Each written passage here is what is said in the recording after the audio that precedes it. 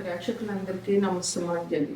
శుక్లాంబరధరం విష్ణుం శశివర్ణం చతుర్భుజం ప్రసన్నవదనం ధ్యాయేత్ సర్వవిఘ్నోపశాంతయే.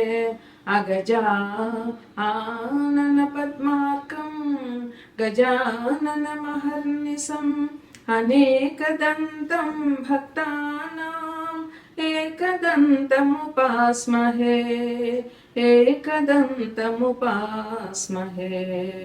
ఓం శ్రీ మహాగణాధిపతియే నమః. ఓం శ్రీ మాత్రే నమః. ఓం శ్రీ సరస్వత్యై నమః.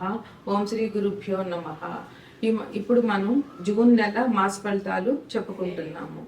ఈ జూన్ నెల అంటే గ్రీష్మ ఋతువు స్టార్ట్ అయింది. గ్రీష్మ ఋతువు ఎప్పుడు జ్యేష్ఠ మాసం మే 28 నుంచి జ్యేష్ఠ మాసం మొదలయ్యింది.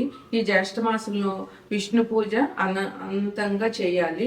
విష్ణుమూర్తికి జ్యేష్ఠ మాసం అంటే చాలా ఇష్టమట.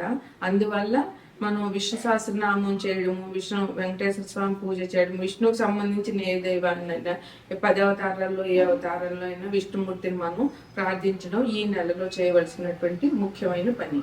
ఇక ఈ నెలలో 27వ తారీఖున జగన్నాథ రథయాత్ర ప్రారంభమవుతుంది. ఈ నెల 30న స్కంద పంచమి. స్కంద పంచమి అంటే సుబ్రహ్మణ్యేశ్వర ఆరాధన చాలా ముఖ్యం. ఈ మాసంలో అందరూ కూడా సుబ్రహ్మణ్యేశ్వరి ఈ నెల 30వ తారీఖున జనవరి 30వ తారీఖున జూన్ 30వ తారీఖున అందరూ స్కంద పంచమి సుబ్రహ్మణ్యేశ్వరుని పూజించాలని నా కోరిక. ఇక ద్వాదశ రాశులకి ఈ మాసం ఎలా ఉంటుందో ఎలా చెప్పాలి అని తదుపరి మకర రాశి. మకర రాశికి అధిపతి శని భగవానుడు. మకర రాశి అధిపతి శని భగవానుడు. ఆయన ప్రస్తుతం 3వ ఇంట్లో అంటే మేనంలో స్థితి పొందిన్నారు. మకర రాశిలో ఉత్తరాషాఢ 2, 3, 4 పాదాలు, శ్రవణం 1, 2, 3, 4 పాదాలు, ధనిష్ట 1, 2 పాదాలు ఉంటాయి. మకరాన్ని లగ్నంగా చేసుకుంటే ద్వితీయంలో అంటే కుంభంలో రాహు ఉన్నారు, తృతీయంలో అంటే మేనంలో శని ఉన్నారు, వృషభంలో రవి బుధ శుక్రులు ఉన్నారు, మిథునంలో గురువు ఉన్నారు, తర్వాత కర్కాటకంలో కుజుడు ఉన్నారు, కేతువు సింహంలో ఉన్నారు. అయితే మిథునంలో వృషభంలో ఉన్నటువంటి రవి 15వ తారీఖున అంటే జూన్ 15న మిథునంలోకి వెళ్తారు. బుధుడు ఈ నెల జూన్ 6, 7 తారీఖుల్లో మిథునంలోకి వెళ్తారు. అందువల్ల మిథునంలో 3 గ్రహాల సంచారం ఉంటుంది 15వ తారీఖు నుంచి. ఈ మకర రాశి వారికి చాలా అనుకూలంగానే ఉంది ఈ మాసం అని చెప్పవచ్చు. ఈ జ్యేష్ఠ మాసంలో 27వ తారీఖున జగన్నాథ రథయాత్ర, అలాగే 30వ తారీఖున జూన్ 30న స్కంద పంచమి. అందువల్ల స్కంద పంచమి అంటే సుబ్రహ్మణ్యేశ్వర ఆరాధన విశేషంగా చేయాలి. ఈ మకర రాశి వారికి ఈ మాసం బాగానే ఉంటుంది. అంత చాలా లాభాలనే ఉంటూ అలాగే నష్టాలు లేకుండా మిశ్రమ ఫలితంగా ఎటువంటి అపకారం జరగకుండా జరిగిపోతుంది. వీళ్ళకి సిరి సంపదలు బాగానే ఉంటాయి, బాగానే వస్తాయి ఈ మాసంలో. అట్లాగే వీళ్ళకి మంచి ధైర్యంగా ఉంటారు, ధైర్యంతో కూడిన పనులు చేస్తారు. అందువల్ల వీళ్ళు ధైర్యంగా ఏ పనైనా మొదలు పెడితే ఆ పనిలో వీళ్ళకి విజయం అన్నది తథ్యంగా ఉంటుంది. అలాగే వీళ్ళు తమకి సంబంధించినటువంటి ఆత్మీయులు అంటే ఇంట్లో కుటుంబ సభ్యులు, తల్లిదండ్రులు, పెద్దవాళ్ళు ఉంటే పెద్దవాళ్ళది, లేదా మంచి స్నేహితులు ఉంటే వాళ్ళది, ఇంకా వీళ్ళు గురువుగా భావించి వీళ్ళకి ఉపకారం చేస్తారు అనేటటువంటి పెద్దలుగా మంచి సలహాలు తీసుకుని పనిలో ముందుకు వెళ్ళడం అనేటటువంటిది ముఖ్యమైనటువంటి సూచన. అలాగే ఎలాగైనా ఉద్యోగస్తులకి ఒత్తిడి అనేది తప్పదు. ఈ కాలంలో ఒత్తిడి, స్ట్రెస్ చాలా పెరిగిపోతుంది. అయితే వీళ్ళు జాగ్రత్తగా దైవారాధన చేయడం వల్ల ఈ ఒత్తిడిని జయిస్తారు. ఇట్లాగ మనసు ప్రశాంతంగా ఉంచుకోవడం వల్ల ఒత్తిడి నుంచి వీళ్ళు బయటపడగలుగుతారు. ఇంకా పనులు రేపు చేద్దాంలే, ఎల్లుండి చేద్దాంలే అన్ని వాయిదాలు మాత్రం వేయకండి.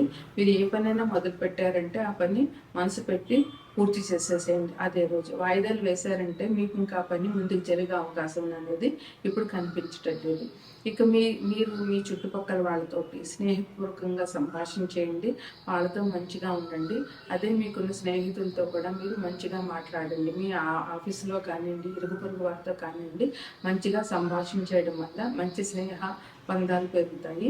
దీనివల్ల మీకు చాలా ఉపయోగం ఉంటుంది. ఇక మీరు నవగ్రహ శ్లోకాలు అంటే నవగ్రహాలకి 9 గ్రహాలకి 9 శ్లోకాలు ఉన్నాయి. అది ప్రతి పంచాంగంలోనూ ఉంటుంది. ప్రతి శ్లోకాన్ని అంటే ఒక్కొక్క గ్రహ శ్లోకాన్ని కనీసం రోజుకి 11 సార్లు చదవడం వల్ల మీకు చాలా మంచి జరుగుతుంది. ఇక ఈ రాశి వారికి గురువు చేసేటటువంటి ఉపకారం ఏంటంటే ఆరోగ్యం. మీకు ఇది వరకు ఒకవేళ అనారోగ్యం ఉన్నట్లయితే ఆరోగ్యం మెరుగుపడుతుంది. ఆరోగ్యంగా ఉన్న వాళ్ళకి ఎటువంటి అనారోగ్యం కలగకుండా ఉంటుంది. ఇంకా మీరు చేసే పనిలో స్థిరత్వం అనేటటువంటిది మీకు ఉంటుంది. అది ఈ రాశి వారికి చేయవలసినటువంటి పరిహారాలు.